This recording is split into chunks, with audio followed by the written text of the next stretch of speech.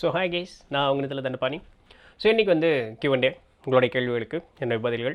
நிறைய கேள்வி இருக்குது, எவ்வளோ நேரம் பேச முடியும்னு தெரியல, பேசுவோம் சரிங்களா?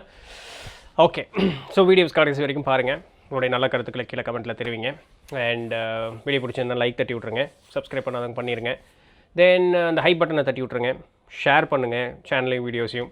அண்ட் நம்ம சேனலுக்கு மானிட்டரி வைஸ் சப்போர்ட் பண்ணணுன்னு விருப்பப்பட்டிங்கன்னா கீழே டிஸ்கிரிப்ஷனில் டீட்டெயில்ஸ் கொடுத்துருக்கேன். நம்மளுடைய மற்ற 2 சேனலான நித்தில தண்டபாணி பாட்காஸ்ட் அண்ட் தட் கோயம்புத்தூர்காரன் ரெண்டையும் பாருங்கள், சப்ஸ்கிரைப் பண்ணிக்கங்க. 3 சேனலுடைய வீடியோஸையும் ஃப்ரெண்ட்ஸ் அண்ட் ஃபேமிலிக்கு ஷேர் பண்ணுங்கள். ஆல்ரைட், சரி. ஸோ முதல் கேள்வி, மிஸ்டர் யூனிக் அவங்க என்ன கேட்குறாங்கன்னா, நாம் ஏன் சித்தர்களை வந்து பெரும்பாலும் கடவுள் இறைவன் அப்படின்னு குறிப்பிட்றதில்லை அப்படின்னு சொல்லிட்டு. பிகாஸ் அவங்க கடவுள் இறைவன் கிடையாது. இறை அப்படின்னு சொல்லக்கூடியது ஒரு ஆற்றல்.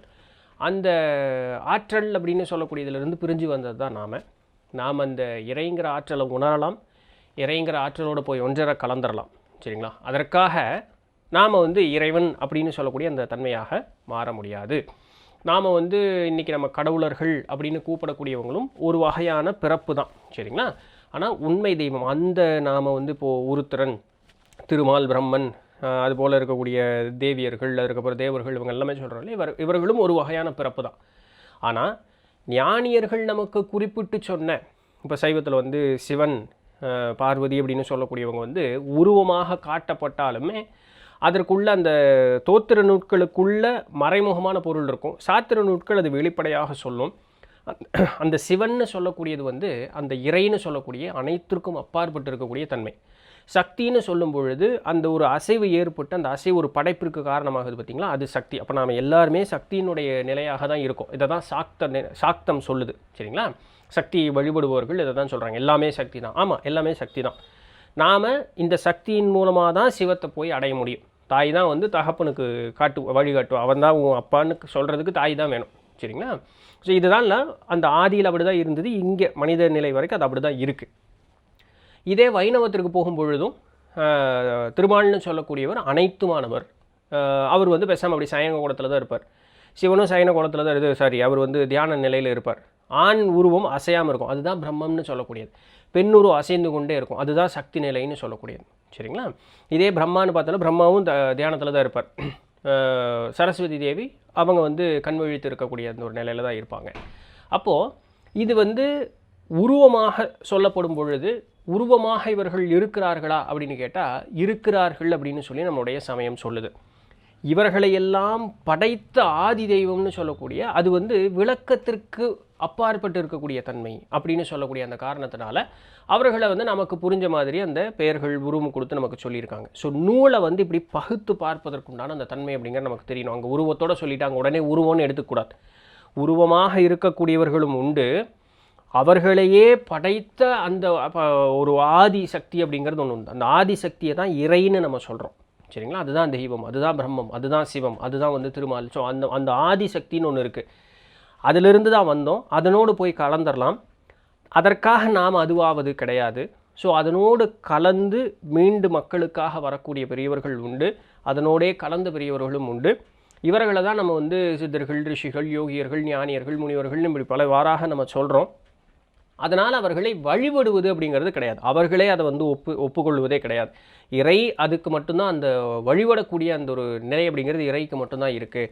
நாம் அதை உணரலாம், அதனுடைய சக்தியை பெற்றுக்கொள்ளலாம், என்ன வேணாலும் பண்ணலாம். ஆனால் நாம் வந்து அந்த வழிபடுவதற்குண்டான அந்த ஒரு நிலை அப்படிங்கிறதுக்கு நாம் செல்லுவது இல்லை. ஏன்னா நாம் இன்றைக்கி இருக்கோங்கிறதே அந்த இறைங்கிற சக்திகிட்ட இருந்து தான் வருது. ஸோ அதனால் நாம் ஒரு குருங்கிற ஒரு இடத்துல நின்று அவர்களை வந்து மரியாதை செலுத்தலாம். எஸ், பண்ணணும், ஆப்வியஸ்லி பண்ணணும்.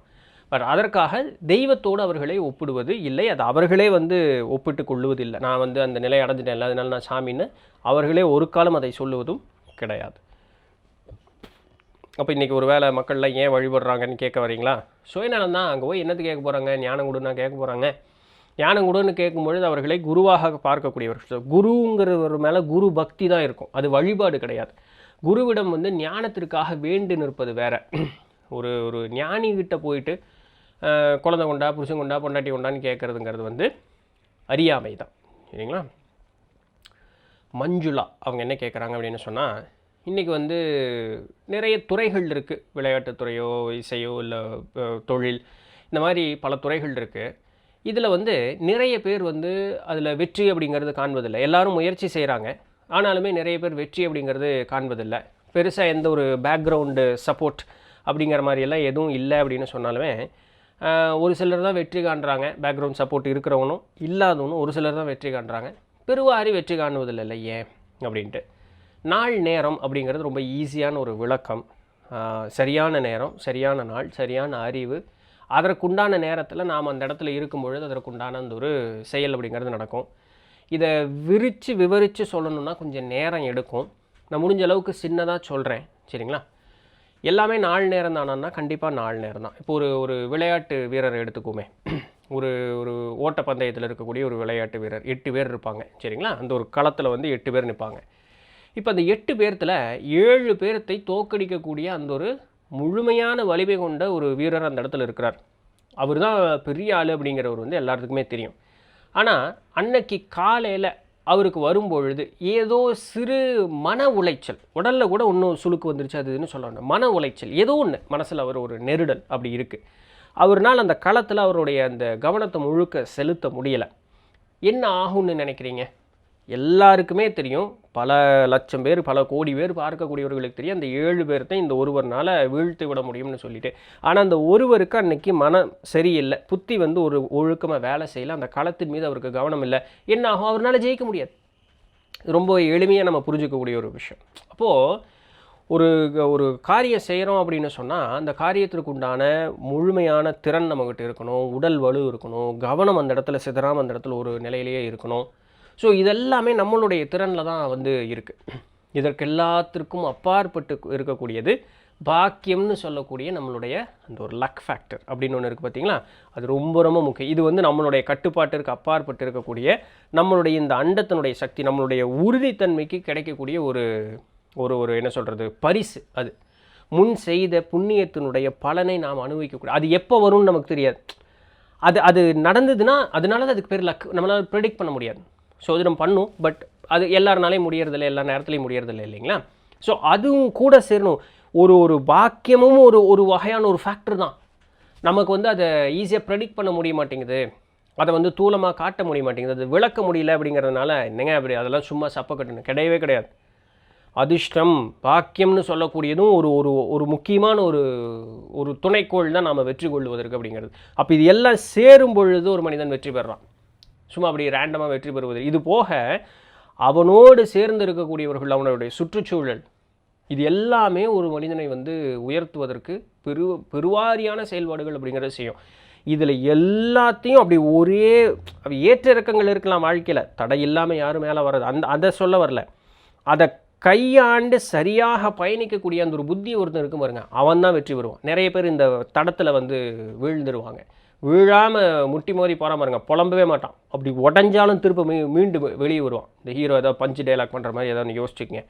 ஸோ அப்படி மேலே வரக்கூடியவங்க வந்து தான் அவன் தான் ஜெயிப்பான். அதனால தான் அது சொற்பமான ஆட்களுக்கு தான் அந்த மன உறுதியும் வலிமையும் அவர்களுக்கு இருக்கிறது.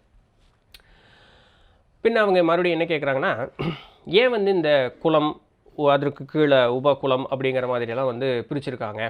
ஸோ ஒரு 400-500 வருஷத்துக்கு முன்னாடி பார்க்கும் பொழுது மனிதர்கள் வந்து இந்த மாதிரி நிறையா அவர்கள் வந்து தரம் தாழ்த்தி ரொம்ப மோசமாக நடத்தின சூழல்கள் அப்படிங்கிறது எல்லாமே இருந்துரு. கோவில்களுக்குள்ளே விடக்கூடாது, இந்த மாதிரி நிறைய நடந்திருக்குன்னெலாம் சொல்கிறாங்க இல்லையா? இதெல்லாம் ஏன் நடந்தது அப்படின்னு கேட்குறாங்க. கிருஷ்ணர் என்ன சொல்கிறாரு, வர்ணங்களை பொறுத்து தான் வந்து இந்த பிரிவுகள் அப்படிங்கிறது இருக்குது. ஸோ மக்கள் ஏதோ அங்கே மாற்றிட்டாங்களான்னு. எஸ், நம்மளுடைய இதுக்கு தான் பாட்காஸ்ட்டை கொஞ்சம் அப்படி பார்த்தீங்கன்னா உங்களுக்கு நிறைய தகவல்கள் கிடைக்கும். அந்த மை டிஸ்க்ளோஷர்ஸ்னு ஒரு பிளேலிஸ்ட் இருக்குது நம்ம திலந்தண்டமணி பாட்காஸ்ட் சேனலில். கொஞ்சம் பாருங்கள், ரொம்ப விளக்கமாக அதில் சொல்லியிருக்கேன், சரிங்களா? இப்போ சமஸ்கிருதத்தில் எடுத்துக்கிட்டோம் அப்படின்னு சொன்னால் பிராமணன், சத்திரியன், வைசியன், சூத்ரன்னு சொல்லக்கூடிய 4 இருக்குது. தமிழ் முறையில் எடுத்துக்கிட்டிங்க அப்படின்னு சொன்னால் அரசன், அந்தணன், வணிகன், வேளாளன்னு சொல்லி இந்த 4 இருக்குது. இதற்கு 2க்கும் உண்டான ஒப்பீடும் வித்தியாசங்கள் எல்லாமே நான் அந்த பாட்காஸ்ட்டில் சொல்லியிருக்கேன். இப்போ இதில் சொல்ல வர்றது என்ன, நான் உங்களுக்கு சுருக்கமாக சொல்கிறேன், தெளிவாக அதில் இருக்குது. சுருக்கமாக சொன்னதில் என்ன, அதில் வந்து நானும் இன்னொரு பையன் ஹரீஷ்னு ஒரு பையனும் பேசின அந்த பாட்காஸ்ட்டில் இதை பற்றி ரொம்ப தெளிவாக சொல்லியிருக்கேன். இப்போது என்ன இதில் எப்படி அந்த ஒரு பிரிக்கப்பட்டதுன்னா, இது பிரிக்கலாம் படலை. இந்த மக்கள் வந்து அவரவர் தொழில் செய்தார்கள். அந்த தொழிலுக்கு வந்து அவர்கள் ஒரு பெயரிட்டு கொள்ள வேண்டிய ஒரு சூழல் அப்படிங்கிறது ஏற்பட்டது. இப்போ ஒரு மர வேலை செய்கிறவர் என்ன சொல்வீங்க? மர வேலை செய்பவர் சொல்லலாம். எனக்கு ஒரு மர வேலை செய்யணும், இப்போ யாரை கூப்பிடுங்க, மர வேலை செய்கிற கூப்பிடுப்பா அப்படிங்கும் பொழுது இது ஒரு அஸ்யூம் பண்ணிக்கலாம். சரிங்களா, மர வேலை செய்கிறவரை கூப்பிடுன்னு சொல்லியிருக்கோம். இப்போ இவங்களே வந்து அவர்களுக்கு தச்சர்னு பேர் வச்சிருக்கலாமா இருக்கும். அந்த சொல்லுக்குண்டான சொல் இலக்கணம் எனக்கு தெரியலை, தச்சர்னு வச்சிருக்கலாமா இருக்கும். இல்லை அவர்களே ஏதோ ஒரு காரணத்திற்காக தச்சர்னு கூப்பிட்டுருக்கலாமா இருக்கும். அந்த சொல் இலக்கணம் பார்த்தீங்கன்னா மேபி அது எப்படி வந்ததுன்னு தெரியலாம். அப்போது தச்சருங்கிற அந்த பேர் சொன்னால் அவர்கள் மர வேலை செய்யக்கூடியவர்கள், பொன் வேலாசாரி, தங்க வேலை செய்யக்கூடியவர்கள், மர ஆசாரி, மர வேலை செய்யக்கூடியவர்கள், போயர், கட்டடம் கட்டக்கூடியவங்க இல்லையா, வேளாளர், விவசாயம் செய்யக்கூடியவங்க, அப்போது மறவர், போர் செய்யக்கூடியவங்க. அப்போது அவரவர் தொழிலை சுட்டி காட்டுவதற்காக சொல்லப்பட்டது. அப்போ எனக்கு ஒரு தேவை, அவங்கள கூப்பிடுன்னா இந்த இதில் போப்பா, இந்த வீட்டில் அப்போது இவர்களெல்லாம் எங்கே இருந்தாங்க? இவர்களெல்லாம் ஒரு இடத்துல இருந்தாங்க. அது ரொம்ப முக்கியமான ஒரு ஃபேக்டர். இவங்க எல்லாருமே ஒரு இடத்துல இருந்தாங்க.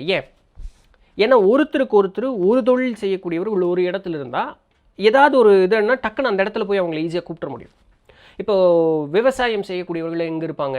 ஒரு நடுவில் ராஜா இருப்பான், ஏன்னா அவன் தான் எல்லாத்தையும் பார்த்துக்குவான். நடுவில் ராஜா இருப்பான், ஒரு ஊரினுடைய கட்டமைப்பு சொல்கிறேன். ஒரு நடுவில் ஒரு ராஜா இருப்பான். அந்த ராஜா சுற்றி யார் இருப்பா அப்படின்னு சொல்லி பார்க்கும் பொழுது அவனுக்கு நெருக்கமாக அடுத்த நிலையில் இருக்கக்கூடிய யாருன்னா ஆசிரியர்கள் இருப்பாங்க. அவர்களை நீங்கள் பிராமணர்கள்னு சொன்னாலும் சரி, அந்தணர்கள்னு சொன்னாலும் சரி, அவர்கள் ஆசிரியர்கள். அப்படின்னா என்ன? இறை அப்படி பிரம்மம் அப்படின்னு சொல்லக்கூடிய அந்த இறையை உணர்ந்தவர்கள் பிராமணர்கள், அந்த எதனுடைய முடிவையும் உணர்ந்தவர்கள் அந்தணர்கள். அவ்வளோதான். இவர்களுக்குன்னு ஒரு நெறி உண்டு, ஒரு விளக்கம் உண்டு. இவர்கள் பாடம் கற்றுக்கணும், பாடம் கற்றுக் கொடுக்கணும், வேள்வி செய்யணும், வேள்வி கற்றுக் கொடுக்கணும். வேள்விங்கிறது வெளியும் செய்யணும், உடலுக்குள்ளேயும் செய்கிறதுக்கு நம்ம கற்றுக்கணும். சரிங்களா? இவர்கள் போர் புரிவது கிடையாது, இவர்கள் கடுமையான உணவுகள் சாப்பிடுவது கிடையாது, எந்நேரமும் தவம் மேற்கொள்வது, இறையை பற்றி உணர்வது, இறை என்பதை என்னென்னு விசாரிப்பது, ஞானத்தை நோக்கி செல்வது, இதெல்லாம் இவர்களுடைய இலக்கணம். அப்போ அரசன் இருப்பான், அரசனுக்கு அடுத்த நிலையில் அந்த அந்தணர்கள் இருந்தாங்க. அந்தணர்களுக்கு வெளியே யார் இருந்தா? நம்ம வணிகம் செய்யக்கூடியவர்கள் இருந்தாங்க. இந்த வணிகம் செய்யக்கூடியவர்கள் ஊருக்கு உட்புறமாகவும் ஊருக்கு வெளிப்புறமாக ரெண்டுக்கும் மத்தியில் இருப்பாங்க. அதனால தான் பார்த்தீங்கன்னா கொஞ்சம் வருஷத்துக்கு முன்னாடி வரைக்குமே, ஒரு 20-30 வருஷத்துக்கு முன்னாடி வரைக்குமே நான் இங்கே மார்க்கெட்டு போயிட்டு வரேன் அப்படின்னு சொன்னால் எங்கன்னா நம்ம வீட்டிலேருந்து ரொம்ப தூரம் போகணும், ஒரு ஊரினுடைய எல்லைக்கு போனால் தான் அங்கே இருக்கக்கூடிய கடகண்ணி எல்லாம் அந்த இடத்துல இருக்கும், அங்கே தான் போயிட்டு வரோம். அப்போ இவங்க 2 பேர்த்துக்கு ஏன்னா ஊருக்குள்ளே இருக்கக்கூடியவர்களுக்கு இங்கே வர்றது ஈஸி, ஊருக்கு வெளியே இருக்கக்கூடியவர்கள் இவருக்கு வர்றது ஈஸி, இவங்க பொருளை வாங்கிட்டு வர்றதுக்கு இவர்களுக்கு ஈஸி. அதனால் அந்த ஊரினுடைய எல்லைக்கு உள்ளேயும் ஊருக்கு மத்திக்கு கொஞ்சம் வெளியும் அவர்கள் இருப்பாங்க. அதற்கு வெளியே வரும்போது விவசாய நிலங்கள் இருக்கும். ஏன்னா இவ்வளோ தூரம் சொன்னதில் பூரா கட்டடங்களாக இருக்கும். இதற்கு வெளியே பூரா நன்சை புன்சை நிலங்களாக இருக்கும், மலைகளும் காடுகளாக இருக்கும். அப்போ விவசாயிகள் அதை சுற்றி இருந்தாங்க. அவர்களுக்குள்ளே ஆடு மாடு மேய்க்கக்கூடியவர்கள், இடையர்கள்னு சொல்லக்கூடியவங்க அங்கே இருப்பாங்க. அவர்கள் காடுக்குள்ளே சென்று வருவாங்க. அப்போ காட்டுக்கு வரும்போது காட்டுக்குள்ளே வேடர்கள் இருப்பாங்க. அப்போது இந்த இடத்திற்கு போகனா இவங்க இருப்பாங்கன்னு நமக்கு தெரியும். இது ஸ்ட்ரக்சர் இல்லை, இது அவங்களுடைய தேவைக்கு ஏற்றார் போல் அந்தந்த இடத்துல அப்படியே செட்டில் ஆகிக்கிட்டாங்க. இப்போ எனக்கு விவசாயம் செய்கிறேன், நான் யார் கூட பழக்க வச்சுக்கிட்டால் எனக்கு வசதியாக இருக்கும்? இன்னொரு விவசாயம் செய்கிறவங்க கூட தான் பழக்க வச்சுக்கிட்டால் தான் எனக்கு வசதியாக இருக்கும். அதனால் என்னுடைய வழக்கத்தை இன்னொரு விவசாயி கூடயே நான் வச்சுக்கிட்டேன். அப்போ என் பெண்ணை கொடுப்பதோ பெண்ணை கூட்டிகிட்டு வருவதோ இதை நான் இன்னொரு விவசாயி கூட தான் பண்ணினேன். எனக்குன்னு ஒரு பழக்கம் இருக்குது, அது ஈஸியாக என்னால் பண்ணிட்டு போயிட முடியும். இப்படி தான் ஒரு ஸ்ட்ரக்சர் அப்படிங்கிறது ஃபார்ம் ஆச்சு. இந்த இடத்துல எந்த இடத்துலையுமே ஏற்றிறக்கம்ங்கிறது காணோம். சரிங்களா? இது இப்படி ஒரு சூழல். அப்போது அடுத்து ஒரு கேள்வி வரலாம். சரி, தொழிலின் அமைப்பில் தானே வந்திருக்கு, ஃபைன், ஓகே. ஏன்னா எங்கள் வீட்டில் எங்கள் அப்பா விவசாயம் செஞ்சாருங்க. எனக்கு விவசாயம் செய்கிறதுக்கு விருப்பம் இல்லை. நான் என்ன பண்ணலான்ட்டு இருக்கேன் அப்படின்னு சொன்னால் ஒரு போர் வீரனாக மாறலாம் அப்படின்னு விருப்பப்படுறேன் அப்படின்னு சொல்லக்கூடிய ஒரு பிள்ளை அந்த விவசாய குடும்பத்தில் பிறக்குது. அவர்களுக்கு போவதற்கு அனுமதி உண்டா? எஸ் அனுமதி உண்டு. அவர்கள் தாராளமாக போகலாம். நீ உங்கள் அப்பா இது செஞ்சாருங்கிறத நீ செய்யணுங்கிற எந்த விதமான கட்டாயமும் கிடையாது. ஒரே ஒரு கட்டாயம் மட்டும் விதிக்கப்பட்டது. என்ன? நீ விவசாயம் செஞ்சேன்னா விவசாயிக்குன்னு ஒரு சட்டத்திட்டங்கள் இருந்தது, ஒரு சத்திய நெறி இருந்தது. அரசன் எல்லாத்துக்கும் சட்டமெல்லாம் போட்டுக்கிட்டு இருக்க மாட்டான், அவன் நேர்மையாக நடந்துக்கணுங்கிறதான் அங்கே முக்கியம். அப்போ உனக்குன்னு ஒரு இது இருந்தது, நல்லபடியாக நெல்லை விளைவிக்கணும், அதை நல்லபடியாக அறுவடை செய்யணும், நல்லபடியாக அதை கொண்டு போய் நம்ம குடும்பத்திற்கும் வச்சுட்டு மித்ததை கொண்டு போய் மக்களுக்கு இது பண்ணிட்டு விற்றுட்டு வரணும். ஸோ அப்போ இதனுடைய ரொட்டீன், அப்போ இதற்குண்டான கால சூழல் அனுபவம் இதெல்லாமே அந்த அறிவை அவன் சேர்த்து வச்சுருக்கணும். இதெல்லாமே இருக்கும். இதற்கப்புறம் அவனுக்கு இருக்கக்கூடிய கடமைகள் சத்தியங்கள்லாம் இருக்கும். அப்போ இது எல்லாமே அவனுக்கு தெரிஞ்சிருக்கணும். இந்த இடத்துல அவன் இருக்கான்னா இதற்குண்டான சத்தியத்தினோடு அவன் நடந்துக்கணும். இவ்வளோதான், அங்கே வேறு ஒன்றும் இல்லை. இப்போ இந்த ஒரு விவசாய குடியில் பிறந்தவன் வேறு ஒரு போர் வீரனாக போகிறான் அப்படின்னு சொன்னால் அதற்கு மீறி அவன் வந்து தன்னை விவசாயின்னு சொல்லிக்க கூடாது, முடியாது, கூடவும் கூடாது. ஏன்? போர் செய்கிறதுக்கு போயிட்டு இதை உட்காந்து பேசிக்கிட்டு இருந்தான்னா அந்த போர்க்கலைக்கு உண்டான ஏதாவது அவனால் சரியாக கவனப்பட்டு இது பண்ண முடியுமா? முடியாது. இந்த இடத்திற்கு ஒரு வகையான உணவு தேவைப்படும், அங்கே ஒரு உணவு தேவைப்படும். இங்கிருந்து அங்கே போயிட்டு நான் இந்த மாதிரி தான் பின்பற்றுவேன்னு சொன்னால் இந்த இடத்துல சரியாக இருக்க முடியுமா? முடியாது. அப்போது இருக்கும் இடத்திற்கு ஏற்றாறு போல் அந்த இடத்திற்கு உண்டான சத்தியம் நியதியோடு நீ நடந்து கொள்கிற அந்த ஒரு சட்டம் மட்டும் அந்த இடத்துல இருந்தது. மற்றபடி எங்கேயும் யாரும் போகக்கூடாது அப்படிங்கிறதெல்லாம் எதுவுமே கிடையவே கிடையாது. இந்த வாரம் பாட்காஸ்ட் ஒன்று வரும், சனாதன தர்மம்னு சொல்லிட்டு. உடனே வந்து ஃபயர் ஆயிடாதீங்க, பொறுமையாக முதல்ல கேளுங்க. நான் ஏற்கனவே அதை பற்றி பேச நிறைய பேர் அது என்ன பேசுகிறோம் அதை புரிஞ்சுக்கிறதே இல்லை. ஒன்று சண்டைக்கு வந்து டவால் நின்றுறது தான். சரிங்களா? தமிழர்களிடம் அந்த சனாதன தர்மம்ங்கிற அந்த சொல் வழக்கு இல்லை. நீங்கள் யாருங்க அதை சொல்ல சொன்னால்? சைவம்னு சொல்லுங்கள், வைணவம்னு சொல்லுங்கள், ஓரிரை கொள்கைன்னு சொல்லுங்கள். இப்போ ரீசெண்டாக வள்ளல் பெருமானுடைய இது இருக்கு இல்லையா, சன்மார்க்க சங்கம்னு சொல்லுங்கள், சன்மார்க்கம்னு சொல்லுங்கள், எல்லாம் ஒன்று தான். எனக்கு அந்த சொல் வழக்கு இல்லை. நீ சொல்கிறியா சொல்லிட்டு போ. சனாதனம்னா என்ன? அழிவற்றது, மாறாத தன்மை கொண்டது. தர்மம்னா சத்தியம், அவ்வளோதான். மாறாத தன்மை கொண்ட சத்திய நிலை. ஏன் நீங்கள் பின்பற்றக்கூடிய அந்த ஒரு வழக்கில் வந்து மாறாத தர்மம் எல்லாமே மாறிக்கிட்டே இருக்கா? இன்றைக்கி ஒரு மாதிரி இருக்குது, நாளைக்கு ஒரு மாதிரி இருக்குது, அப்படி இல்லையே. ஐயா நீ அதை சொல்கிறியா சொல்லிட்டு போ. உங்கள்கிட்ட அந்த ஒரு சொல் வழக்கு இருக்கா? ஓகே சொல்லிட்டு போ. எனக்கு அந்த சொல் வழக்கு இல்லை, நான் வேறு மாதிரி அதே நீ சொல்கிற அதே விஷயத்தை நான் வேறு மாதிரி சொல்கிறேனே, சொல்லிட்டு போகிறேனே. சமத்துவம் பாராட்ட பழகுங்க. எடுத்தோடனே சண்டைக்கு போகாதீங்க. அவனை டிஸ்ப்ரூவ் பண்ணிவிட்டு நம்மளை ப்ரூவ் பண்ணணுன்னு அவசியம் இல்லை. நான் ஏன் ஸ்டாண்டில் நான் வந்து ஸ்ட்ராங்காக நின்றுன்னா போதும். நீ அப்படி சொன்னேன்னா அதுக்கு இது விளக்கு இருக்குமா? அப்படியா பாரு, என்கிட்டயும் அந்த விளக்கம் இருக்குது. நீ அந்த சொல் பயன்படுத்துகிற, நான் இந்த சொல் பயன்படுத்துகிறேன், அவ்வளோதான். நீ சொல்கிறையா சொல்லிட்டு போ, நான் இப்படி தான் சொல்லுவேன், அவ்வளோதான். இந்த புரிதல் இருந்தாலே சண்டை சச்சரவு வராது. சரி இருக்கட்டும். இப்போ அந்தந்த இடத்திற்கு உண்டான சத்தியத்தோடு நம்ம நடந்துக்கிட்டோம் அப்படின்னு சொன்னாலே போதுமானது. இது என்ன போச்சு அப்படின்னு சொன்னால், பிற்காலம்னு சொல்லக்கூடியது மனிதனுடைய மனோநிலை குன்றி போகக்கூடிய கால சூழல்கள் வரும் கால். என்ன ஆகுது அப்படின்னு சொன்னால், இந்த குலம் அப்படிங்கிறது வந்து ஒரு தொழிலின் அடிப்படையில் நிறுத்தாமல் அது வந்து பிறப்பினுடைய அடிப்படையிலாக மாற்றப்படுது. யார் பண்ணாங்களோ என்னமோ தெரியலை, உடனே எடுத்தோன்னே பிராமணர்கள் பண்ணாங்களா அப்படின்னு சொன்னால், நான் இதை முன்னமே சொல்லியிருக்கேன். ஒரு ஒரு இடத்தில் ஒரு குலத்தில் பிறந்தவர்கள் மோசம் அப்படின்னு சொல்லி அப்படியே ஃபுல்லாக வந்து எல்லா பழியும் தூக்கி ஒருத்தர் மேலே போட முடியாது. இப்படி பல குலங்கள் நம்மளுடைய கலாச்சாரங்கள் இன்றைக்கி இருக்குது. ஒரு குலம் நல்லது, ஒரு குலம் கெட்டது நம்மளால் சொல்லவே முடியாது. நல்லவர்களும் தீயவர்களும் எல்லா இடத்திலும் உண்டுங்கிறத நல்லா புரிஞ்சுக்கணும். உடனே நம்ம சண்டைக்கு போவோம். இதெல்லாம் இருந்தாலும் ஆதி எங்கே யாருக்குமே தெரியாதுங்க. எங்கே மாறிச்சு, எங்கே பிரச்சனை வந்ததுன்னு யாருக்கும் தெரியாதுங்க. ஒரு ஆராய்ச்சியாளர்கள் ஒரு மாதிரி சொல்கிறாங்க, அவ்வளோதான். நமக்கு வந்து முன்ன என்ன நடந்தது நடக்கலைன்னு நமக்கு தெரியல பாருங்கள். ஒரு சில தரவுகளை வைத்து நாம் அனுமானித்து கொள்ளலாம். இது இப்படி இருக்கிறதுனால இந்த மாதிரி தாங்க அனுமானித்து கொள்ளலாம். அந்த அனுமானம் வந்து ஒரு 4-5 இடத்த சேரும் பொழுது ஒரு போல ஒப்பீடாக ஒரு போல வருது அப்படின்னு சொன்னால் இப்படி தான் நடந்திருக்கணும் அப்படின்ட்டு. யார் நீங்களும் நானும் போய் பார்த்தோமா? இல்லை ஆராய்ச்சியாளர் போய் பார்த்தாங்களா? இது ரொம்ப எளிமையாக புரிஞ்சிக்கக்கூடிய ஒரு விஷயம் இல்லையா? அதனால் யார் ஒருவர் மீதும் சாடுவதுங்கிறது அர்த்தமற்றது. சரிங்களா? எத்தனையோ பெரியவர்கள் பிராமணர்கள்கிட்டேருந்து நான் பாடம் படிச்சிருக்கேன். எத்தனையோ பேர் படிச்சிருக்கேன். ஒரு ஒளிவு மரபு இல்லாமல் மரப்பில்லாமல் சொல்லி கொடுத்தவர்கள் எத்தனையோ பேர். நம்மளுடைய பாட்காஸ்ட்டுக்கு நம்ம இவர் கிருஷ்ணா சுவாமிகள் வந்தார் இல்லையா, கிருஷ்ணா அப்பா வந்தார் இல்லையா, நம்ம தம்பி அரவிந்தன்னு சொல்லிட்டு எப்பவுமே கமெண்ட் பண்ணுவான். அவங்க பூரணமான சைவர்கள் தான். அவங்க அப்பா கிட்டேருந்து நான் எவ்வளோ விஷயங்கள் கற்றுருக்கேன், எந்த விதமான ஒளிவு மரபு இல்லாமல் அப்படியே சொல்லித்தர முடியும். இதுபோல் எத்தனையோ பேர்த்துக்கிட்டேன்.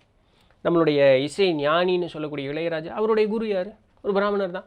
இன்றைக்கி நாம் தமிழ் பேசுகிறோமே, ஊவே சாமிநாத ஐயர் யார்? பிராமணர் தான். அவர் இல்லைன்னா நமக்கு தமிழ் இல்லைங்க. அவர் போய் வீடு வீடாக போய் விழுந்து காலில் விழுந்து கெஞ்சி கேட்பாராம், அவங்களுடைய ஏடுகளை வந்து கொடுங்க. எங்கள் அம்மா தமிழாசிரியை தான். எங்கள் அம்மா எவ்வளோ உயர்வாக சொல்லுவாங்க தெரியுமா? தரமாட்டாங்களா அந்த மாளுக.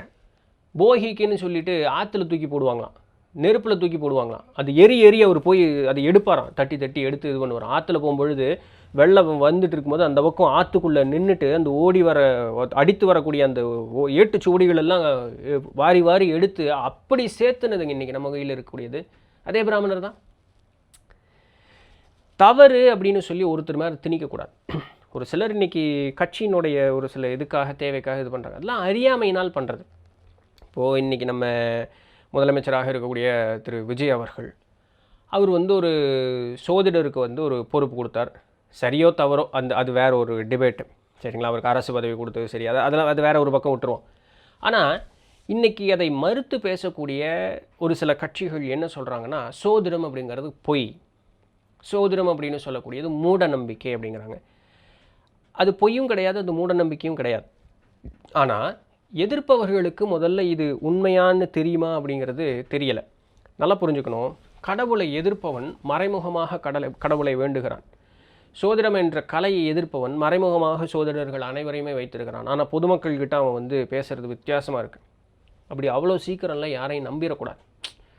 ஸோ இப்படி வந்து நீங்கள் என்றைக்கோ நடந்த குழப்பம் இப்போ வரைக்கும் நடக்குது. அந்த குழப்பம் தான் இப்போ சொன்னனே, சோதிடர்கள் தெய்வ வழிபாடு, தெய்வம் இல்லைன்னு சொல்கிறவனும் தெய்வ வழிபடுறான், சோதிடம் பொய்ன்னு சொல்கிறவனும் சோதிடர்கள் வச்சுருப்பான். ஆனால் மக்கள் மத்தியில் எப்படி சொல்கிறான்? ஸோ என்றைக்கோ ஒரு காலத்தில் இப்படி ஒரு மாற்றம் இப்போ வரைக்கும் அதுதான் நடந்துக்கிட்டு இருக்கு. அதனால் ஏதோ ஒரு காலத்தில் மாற்றம் நடந்தது. தொழிலின்பால் அப்படின்னு சொல்லப்பட்டு அது ஒரு இடுபெயராக இருந்து, ஒரு விளக்கத்திற்காக, ஒரு புரிதலுக்காக இருந்த ஒரு விஷயம் வந்து என்ன ஆகி போச்சுன்னா பிறப்பின்பால்னு மாற்றப்பட்டது. யாரோ ஒரு சுயநலத்தினால அது பண்ணியிருக்கலாம். அது காலப்போக்கில் அப்படியே வந்து ரொம்ப மோசமான ஒரு சூழல் வரத்தான் செஞ்சுது. பின்ன வந்து இங்கே வந்த திராவிட கட்சிகள் என்ன பண்ணாங்க, மத்திய அரசு முதல் கொண்டு என்ன பண்ணாங்கன்னா, எப்போ இந்த பூதாகரமாக எப்போ பெருசாச்சுன்னா, இது அட்டவணைக்குள்ளே அடக்குனாங்க பார்த்தீங்களா? இது வந்து எஃப்சி, இது பிசி, எம்பிசி, எஸ்சி, எஸ்டி, இந்த அட்டவணைக்குள்ளே கொண்டு வந்து அடக்குனாங்க பார்த்தீங்களா? அரசு தன்னுடைய எளிமையான ஒரு புரிதலுக்காக ஒரு பிரச்சனை பண்ண, அங்கே தான் படுமோசமாகவே இன்னும் கீழே போச்சு. இப்போ எல்லா அவர்களுடைய குலம்ங்கிற பேர் மாதிரி சாதின்னு ஒரு பேர் வந்தது. அது ஃபஸ்ட்டு அது ஒரு அவச்சொல் போலவே ஆச்சு. அது அவச்சொல் போலவே மாற்றவும் செஞ்சாங்க.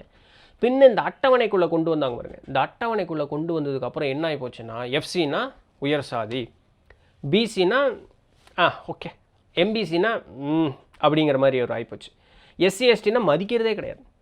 இப்போது இங்கே தொழிலுங்கிறதையே மறந்துட்டான். இப்போ நான் ஒரு குலத்தில் பிறந்தேன், சரிங்களா? இன்றைக்கி நான் அந்த குலத்திற்கு உண்டான ஒரு காரியத்தை செய்கிறதில்ல. இன்றைக்கி நான் ஆசிரியராக ஒரு இது இருக்குது. அப்போ நான் பிராமணன் தான். அதற்காக என்னை பிராமணன்னு சொல்லிக்க முடியுமா? கவர்மெண்ட் வந்து தன்னுடைய ஈஸியான ஒரு வேலைக்காக என்னை பிராமணனாக அது ஒத்துக்காது, சரிங்களா? நான் சொன்னாலுமே ஏன், என்ன, எதுக்கு, அது எப்படி, என்ன ஏதுன்னு ஆயிரத்திற்கு. ஏன்னா இன்றைக்கி பிறப்பின்பால்னு மாறி போனதுனால அரசாங்கத்துக்கு அது ஈஸியாக இருக்கக்கூடிய காரணத்தினால அது ஒரு டாக்குமெண்ட்டு தான் இன்றைக்கி எல்லாமே. ஒரு சொல்லெல்லாம் கிடையாது, இன்றைக்கி எல்லாம் டாக்குமெண்ட்டு தான். இந்த டாக்குமெண்ட்டை மாற்றிக்கிட்டு இருக்கிறது ரொம்ப கஷ்டம். ஏன்னா ஏமாற்றக்கூடிய மக்களும் இன்றைக்கி அதிகமாகிட்டாங்க, அப்படின்னு நீங்கள் புரிஞ்சுக்கணும். அப்போது அரசாங்கம் தன்னுடைய எதிர்க்காக மக்களை வந்து ஒரு கட்டுக்குள்ளே கொண்டு வந்து நிறுத்திடுச்சு, விச் இஸ் வெரி ராங். இது ரொம்ப தப்பு. ஏதோ சாதி ஒழிப்போம்னா அதெல்லாம் நடக்கவே நடக்காது. இவனே ஒரு ஸ்ட்ரக்சரை வச்சுக்கிட்டு இருக்கான், எங்கே போய் சாதி ஒழிக்கிறது? ஒழியெல்லாம் செய்யாது. இவனே ஒழிக்கவும் விடமாட்டான், அது ரெண்டாவது விஷயம். இப்படி இருக்கும்போது இப்போ நான் என்னை பிராமணன்னு சொல்லிக்க முடியுமான்னு கேட்டால் அதுவும் முடியாது. ஏன்? நான் பிறந்த குலத்திற்கு உண்டான தொழிலை செய்கிறேன்னா செய்யலை. சரி, இன்றைக்கி நான் ஒரு பாடம் சொல்லித்தரேன், ஆசிரியரான ஒரு தொழில் இருக்குன்னா அந்த ஆசிரியர்னு சொல்கிறதுக்கு உண்டான இலக்கணத்தோடு இருக்குன்னா இல்லையே. நான் எந்நேரமும் இறையினுடைய நினைப்பையும், இறை இதற்குண்டான நூட்களை படிப்பதும், அதை பிறருக்கு கற்றுக் கொடுப்பதும், அந்த வேள்வின்னு சொல்லக்கூடிய உள்வேள்வியான தியானமோ இல்லை வெளிப்புற வேள்வியான அந்த யாக குண்டங்கள் வளர்ப்பது, இதெல்லாம் எனக்கு தெரியுமா? தெரியாது. நான் வந்து முழுசும் 100% நான் வெஜிடேரியனாக கிடையாது. அப்போது நான் இங்கேயும் இல்லை, நான் அங்கேயும் இல்லை, நான் எங்கே இருக்கேன் அப்படின்னு எனக்கு தெரியாது. இது ஒரு மனிதருக்கும் தகும். இப்போ எங்கே போய் நீங்கள் வந்து குலம் சாதி அப்படிங்கிறதெல்லாம் பேசினது இந்த ஒரு இதுக்கு வர்றதே வந்து ஒரு பெரியது. அடுத்த ஒரு கேள்வி அதற்கு கூட சேர்ந்து கேட்குறாங்க. ஒரு சில மாநிலங்கள்லாம் அவர்கள் பெயரோடு அவர்களுடைய அந்த குலத்தினுடைய பெயரையும் அவர்கள் வைத்திருக்கிறார்கள்ல, இது வந்து ஒரு சிலருக்கு நல்ல ஒரு அட்வான்டேஜ் அப்படிங்கிறது கொடுக்குது. இது ஒரு பெரிய ஒரு பாலிட்டிக்ஸ் தமிழ்நாட்டில் நடக்குது. ஆமாம், என் பேருக்கு பின்னாடி என்னோட குலத்தினோட பேர் நான் வைக்கிறதுல எனக்கு எந்த அது ஏன் சுதந்திரம், அதை யாருமே தலையிட முடியாது, சரிங்களா? நான் என்னுடைய குலத்தை நான் பெருமையாக பேசுகிறது அப்படிங்கிறது என்னுடைய சுதந்திரம், அதையும் யாரும் தலையிட முடியாது. இது அவரவர் எல்லாருக்கும் உண்டு. இப்போ நான் என்ன பெருமையாக பேசுகிறேன்னா எங்கிட்ட பெருமையான காரியங்கள் நிறைய இருக்குது, என்னால் பேசிக்க முடியுது, அதனால நான் பேசுகிறேன், அவ்வளோதான். இதற்காக நான் பிறரை தாழ்த்துறேன்னு ஒரு இடம் வர பாருங்க, அங்கே தான் பிரச்சனை வரும். அது வரைக்கும் எந்த விதமான பிரச்சனையும் வராது, நமக்கு வந்து வராது.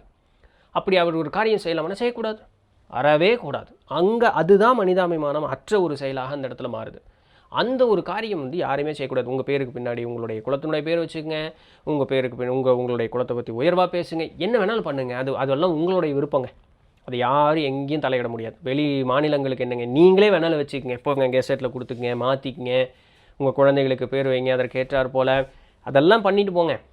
ஆனால் அதற்காக பிறரை தாழ்த்துவதுன்னு அந்த ஒரு காரியம் மட்டும் செய்யக்கூடாது. அது செய்யாத வரைக்கும் எந்த பிரச்சனையும் கிடையாது. நீங்கள் பாட்டுக்கு நிம்மதியாக சந்தோஷமாக இந்த உலகத்தில் வாழ்க்கையை வாழ்ந்துட்டு கிளம்பி போங்க. ஏன்னா இப்போ இருக்கிற வரைக்கும் நம்ம இன்றைக்கி ஒரு பேர் சொல்கிறோம், அடுத்த பிறப்பில் என்னவா போகிறப்போனே தெரியாதே. இந்த இருக்கிற ஒரு சொற்பமான காலத்தில் என்னத்தை போய் பெருமை கொண்டாடாட்டி. ஆனால் இதெல்லாம் என்னுடைய மூதாதையர்கள் யார், என்னுடைய வம்சாவளி என்ன, ஒருத்தருக்கும் அவர் செய்த தொழிலின்பால் அவர்களுக்கு ஒரு வகையான நிபுணத்துவம் அப்படிங்கிறது ஒன்று இருக்கும். அந்த தொழில் சார்ந்த நிபுணத்துவம்னு ஒன்று இருக்கும். அந்த உடலினுடைய கட்டமைப்புன்னு ஒன்று இருக்கும். புத்தி வேலை செய்கிறதுனுடைய நிலைன்னு ஒன்று இருக்கும். அதை இழக்காமல் இருக்கலாம். ஆனால் இன்றைக்கி ஆல்மோஸ்ட் எல்லாருமே இழந்துட்டோன்னு பாருங்களேன். எதை உயர்வாக சொன்னாலும் அது கடைசியில் இந்த காலம்னு ஒரு மொழி தாழ்ந்து போச்சுன்னு சொல்கிற ஒரு நிலையில் தான் இருக்கும். ஸோ அதனால் நீங்கள் யாருக்கிட்டேயோ போய் போராடுறதுனாலையோ எதாவது மக்கள் மத்தியில் புரிதலை கொண்டு வரணும். அது வந்து ஒரு ஒரு ஒரு தகாதது, அது ஏதோ பேய் போல் அப்படின்னு சொன்னோம்னா அது மேலே பயம்தான் இருக்கும். பயத்தினால ஒரு தெளிவு என்றைக்குமே ஏற்படாது. அதை நல்லா முதல்ல நம்ம புரிஞ்சுக்கணும். ஒரு பயத்தினால ஒரு தெளிவு என்றைக்குமே ஏற்படாது. புரிதல் இருந்தால் மட்டும்தான் தெளிவு. அதனால தான் அது பேர் தெளிவுன்னு சொல்லக்கூடியது. பயம்தான் தெளிவு ஏற்படாது. அப்போது ஒன்று ஒரு இன்றைக்கே ஒரு 10 பேர் நிற்கிற இடத்துல ஒரு குலத்தவர்கள் 2 பேர் பேசுகிறாங்கன்னு வச்சுங்களேன், இந்த இதுங்க அப்படின்னா அப்படி குசு குசுன்னு பேசுவாங்க. நம்மளே பேசியிருப்போமே. ஏன் அது வந்து நம்மளை அடுத்தவங்க இப்படி பார்ப்பாங்க, ஏன் அது ஏன் இப்படி பார்க்கணும், அப்படி என்ன இருக்குது, பேசுன என்ன தப்பு, ஒன்றும் தப்பு கிடையாது. அவரவர் பெருமை பேசுகிறாங்க, நான் உன்னை ஒன்றுமே சொல்லியப்பா, நான் பெருமை பேசிகிட்ருக்கேன், என்னை பற்றி நான் பெருமை பேசுகிறேன், அதனால என்ன, உன்னை நான் ஏதாவது சொன்னால் தான் தப்பு, நான் சொல்ல மாட்டேன், நீ ஏன் நான் சொல்லுவனோன்னு நீ ஏன் பயந்துக்கிற, இது அது ஒரு பிரச்சனைங்க. இன்றைக்கி நாம் ஒன்று சொல்ல போனால் அவங்களாம் ஒன்று கற்பனை பண்ணிக்கிறாங்க, இவங்க இப்படி பேசுகிறாங்களா, ஒருவேளை நம்மளை பார்த்துட்டு தாழ்த்திடுவானோ, அப்படி ஒரு இதுவாக இருக்குது. புரிதல் இருக்கக்கூடியவர்கள் இந்த சமுதாயத்தில் இன்றைக்கும் உண்டு, புரிதல் இல்லாதவர்களும் உண்டு, புரிஞ்சுக்கிறதுக்கே நான் விருப்பப்படலைன்னும் உண்டு. இந்த புரிதல் இல்லாதவனும் அவனை காட்டிலும் புரிஞ்சுக்கிறதுக்கே விருப்பம் இல்லைன்னு சொல்கிறவன் ரொம்ப மோசம். அவனால் பெரிய அழிவு தான் வரும். இந்த புரியாதவனை கூட ஏதாவது ஒன்று பண்ணி அவனை வந்து இப்படி பண்ணாதையா அப்படி இப்படின்னு சொல்லிடலாம். இந்த புரிஞ்சுக்கிறதுக்கே முற்படலைன்னு சொல்கிற மாதிரி அந்த கூட்டம் இன்றைக்கி ரொம்ப பெருசாக இருக்குது இந்த சமுதாயத்தில். அதுதான் வந்து ஒரு அது எங்கே போய் முடிய போகுதுன்னே எனக்கு தெரியல. இன்றைக்கி அது ஒரு தவறான ஒரு வழி பாதையில் வந்து சிறுவர்களெல்லாம் கை காட்டின பெரியவங்க வரைக்கும் அப்படி தான் இருக்காங்க நிறைய பேர். ஸோ அதனால் இந்த குல அடிப்படைங்கிறதெல்லாம் இப்படி தான் வந்ததுங்க. அவரவர் தொழில் சரிங்களா, அது இந்த இது என்ன செய்தொழில் வேற்றுமையாம் திருக்குறள் தானே, அந்த குறள் பேரை மறந்துட்டனே, பிறப்புக்கும் எல்லா உயிருக்கும் சிறப்பொவ்வா செய்தொழில் வேற்றுமையாம், அவ்வளோதான். பிறப்புக்கும் எல்லா உயிருக்கும் சிறப்பொவ்வா செய்தொழில், நீ எல்லா உயிருக்கும் நீ என்ன தொழில் செய்கிறியோ அதுதான் உன்னுடைய வேற்றுமை, அதை தவிர வேறு ஒன்றுமே இல்லை. திருக்குறள் இருக்குது, படிக்கிறது இல்லை இல்லையா, 2 மார்க்குக்கு படித்தா அப்படி தான் இருக்கும். தமிழ் ஆசிரியரும் ஒரு காலத்தில் நெஞ்சில் மாரில் அடிச்சுட்டு சொல்லி கொடுத்தாங்க. இன்றைக்கி கழுத நீ என்னமோ பண்ணு, ஏன் மாணவர் ஆசிரியரை மதிக்கிறது இல்லை, விட்டு கழிச்சிட்டாங்க. ஸோ அதனால் இது இவ்வளோ தாங்க புரிதல். இது ஒன்றும் பெரிய ஒரு பெரிய கம்ப சூத்திரமெல்லாம் ஒன்றும் இல்லைங்க. மனுஷனுடைய வாழ்க்கையை புரிஞ்சுக்கிறதுக்கு ரொம்ப எளிமையான ஒரு புரிதல்ங்க மனிதனுடைய வாழ்க்கை. இது உடனே நம்ம அடுத்த ஒரு நிலைக்கு போவோம். சரிங்க நீங்கள் சொல்கிறதெல்லாம் எனக்கு புரியுது, அடுத்தவனுக்கு புரியல, அவனால் எனக்கு துன்பம் ஏற்படுது, நான் என்ன பண்ணுறது, நான் தான் என்ன பண்ணுறது அப்படி ஒரு சூழலுக்கு. சரிங்களா, எங்கிட்ட அரசும் இல்லை, எங்கிட்ட எந்த விதமான ஒரு இது சக்தியும் இல்லை. எங்கிட்ட இருக்கக்கூடிய ஒரே சக்தி என்னுடைய அறிவு, ஆண்டவன் கொடுத்தது. அதை என்னால் உங்களுக்கு சொல்ல முடியும். யார் எடுத்துக்க முடியுதோ அதை எடுத்துங்க. என் சக்திக்கு இவ்வளோ உட்பட்டு என்னால் இவ்வளோ தான் செய்ய முடியும். எல்லா குறைகளையும் என்கிட்ட சொல்லி விடை கேட்கறதுனால என்னால் ஒன்றும் பண்ணுறதுக்கு இல்லை. சரிங்களா, ஒரு ஞானியே போனீங்கனாலும் அவர் தான் என்ன பண்ணுவார், சூமந்திரர்கள் என்ன பண்ணுவார், அவரால் முடியும், ஆனால் பண்ண மாட்டார். ஏன் பண்ணணும், காலத்தை அப்படியெல்லாம் மாற்றக்கூடாதுங்க, மாற்ற முடியாது. சரிங்களா, அப்படி தான் இருக்குது உலகம், வாழ்ந்து ஆகும், கலியினுடைய தாக்கம். ஸோ அடுத்து இவங்க இன்னொரு திருப்ப அவங்களே என்ன கேட்குறாங்கன்னா, பெருவாரியான இந்தியர்கள் வந்து வெள்ளத்தோல்காரங்களை பார்த்தாங்க அப்படின்னு சொன்னால் ஒரு உயர்வாக நினைக்கிறது அப்படிங்கிற ஒரு தன்மை இருக்கு இல்லையா. அது மட்டும் இல்லாமல் வெளிநாட்டவர்கள் வந்தால் ஏதாவது உணவெல்லாம் வாங்குறாங்கன்னா அவங்கள்ட்ட காசு வாங்க மாட்டாங்க. ஆனால் நம்ம ஊரில் இருக்கக்கூடியவர்கள் வந்து மதிக்கவே மாட்டாங்க. நம்ம ஊருக்காரனை விரட்டுவான், ஸோ அதனால் அந்த மாதிரிலாம் இருக்கும் பொழுது அவங்களெல்லாம் பார்க்கும்போது எனக்கு சொம்படிக்கிற வேலை பார்க்குற மாதிரி இருக்குது அப்படின்னு வந்து சொல்கிறாங்க. எஸ் அண்ட் நோ, இதை நான் 2 வகையை அதை நான் பார்க்கக்கூடியதாக நான் பார்ப்பேன். என்னென்னா, ஒரு கண்ணோட்டம் வந்து இந்தியர்கள் மத்தியில் எப்படி இருக்குது அப்படின்னு சொன்னால், அறிந்தோ அறியாமலோ அவர்களுடைய மனதில் வந்து ஆழவாக பதிந்த ஒரு நிலை என்னவாக இருக்குது அப்படின்னு சொன்னால், தன்போல் இல்லாத, தன் இடத்திற்கு சொந்தம் இல்லாத ஒருவன் வந்தால் அவன் விருந்தாளி, அவ்வளோதான், வேறு ஒன்றும் இல்லை. இப்போது நம்ம வீட்டுக்கு சொந்தக்காரங்க வராங்க, அவங்களுக்கு பயங்கரமாக உபசரிப்போம் இல்லையா? ஏன்னா அவங்க இந்த வீட்டுக்கு சொந்தம், நமக்கு சொந்தனாலுமே அவங்க இந்த இடத்துல எப்பொழுதுமே இருக்க போகிறதில்ல, அவங்க வந்துட்டு போயிடுறாங்க. அப்போ அவர்களை உயர்வாக நம்ம வந்து கவனிக்கிறதுன்னு. இதே பக்கத்து வீட்டுக்காரனை நம்ம மதிக்க கூட மாட்டோம், அவ்வளோதான். வேறு ரொம்ப சிம்பிளான லாஜிக்கு. பக்கத்து வீட்டுக்காரனை மதிக்கவே மாட்டோம். அந்த நாய் எப்போ பார்த்தாலும் நம்ம வீட்டில் தான் கிடக்குது, இல்லை அவனை தான் நான் டெய்லியும் பார்க்குறேன், அவனுக்கு என்ன அப்படின்னு போயிடுவான். ஆனால் அதே சொந்தக்காரங்க வந்தாங்கன்னு வச்சுக்கோங்க, பக்கத்து வீட்டுக்காரன் நிஜமாலுமே இல்லாமையே இருப்பான், அவனுக்கு இல்லாமையே இருக்குது, அவனுக்கு கிடக்கிறான் அப்படிம்பான். சொந்தக்காரன் நல்லாவே இருப்பான், அவன் வீட்டுக்கு வந்து அவன் உழுது கவனிப்பான். இது சைக்கலாஜிக்கலான ஒரு விஷயம். ஒருத்தன் வந்து என்னுடைய அந்த நெருங்கிய க்ளோஸ் ப்ராக்சிமிட்டி, என் பக்கத்தில் எப்பொழுதுமே அவனை எப்பொழுதுமே பார்க்க போகிறதில்ல. அதனால் அவன் வந்து விருந்தாளி, என்னை வந்து குறுகிய நேரம் இருந்துட்டு போயிடுவான். அவனை உபசரிக்கணும். பயணம் செய்து வந்திருக்கான், நீண்ட தூரம் பயணத்தின்பால் வந்திருக்கான், என்னை நாடி வந்திருக்கான். அப்போ அவனை நான் கவனிப்பது அப்படின்னு சொல்லக்கூடியது அது ஒரு வகையான தாய் உள்ளத்தில் வந்து சேரும். அவனை வந்து என்னால் விட்டுற முடியாது. இது வந்து இன்றைக்கி kind of uh popularity thing மாதிரி ஆயிடுச்சு. எஸ், ஆனால் அட்லீஸ்ட் அந்த ஒரு நல்ல குணத்தையாவது அவர்கள் வைத்திருக்கிறார்கள்ங்கிறது வந்து உண்மைதான். அது நல்ல குணம்தான், நல்ல செயல்தான், ஒரு நாட்டிற்கு சமுதாயத்திற்கு நல்ல ஒரு மதிப்பு மரியாதைங்கிறது ஏற்படுத்தி தரும், இல்லைன்னு சொல்ல வரல. ஆனால் தன்னை சுற்றி இருக்கக்கூடியவர்களை கவனிக்க மாட்டேங்கிறாங்கன்னு சொல்கிறது ஒரு வகையான ஒரு தவறான ஒரு செயல் அப்படின்னு சொன்னாலுமே அதில் ஒரு நெகட்டிவ் இருக்குது. நான் என்னன்னு சொல்லட்டுமா? இப்போது தன்னை சுற்றி இருக்கக்கூடியவர்களே கவனிச்சுக்கிட்டே இருந்தாங்கன்னு வச்சுங்களேன், கவனிப்பாங்க, நம்மளே பண்ணியிருப்போங்க, ஒருத்தருக்கு உதவி செய்வோம், நம்ம அவர்களுடைய ஒரு முடியாத ஒரு சூழலை கருதி அவர்களுக்கு ஒரு உதவி செய்வோம். அந்த உதவி வந்து ஒரு தடவை 2 தடவை செய்யலாம், 3ஆவது தடவை நம்ம கேட்கறதுக்கு முன்னாடி அவங்களே வந்து எனக்கு கொஞ்சம் பண்ணி கொடுன்றுவாங்க, உரிமை எடுத்து உதவி கேட்பாங்க. அப்போ தான் நமக்கு பிரச்சனை வர ஆரம்பிக்கும். அப்போது நம்ம பக்கத்தில் இருக்கக்கூடியவர்களுக்கு செய்யும் பொழுது அது நியூசன்ஸாக மாறிடும். அவங்க வந்து நம்மளுடைய கருணை வந்து அவங்க வந்து ஒரு அவங்களுக்கு உண்டான ஒரு இதாக மாற்றிக்குவாங்க, டேக்கன் ஃபார் கிராண்டட் ஆயிரும், அவங்க அட்வான்டேஜாக எடுத்துக்குவாங்க. அது ஒரு பயம் நம்மளுடைய மனசில் வந்து உட்காரும்.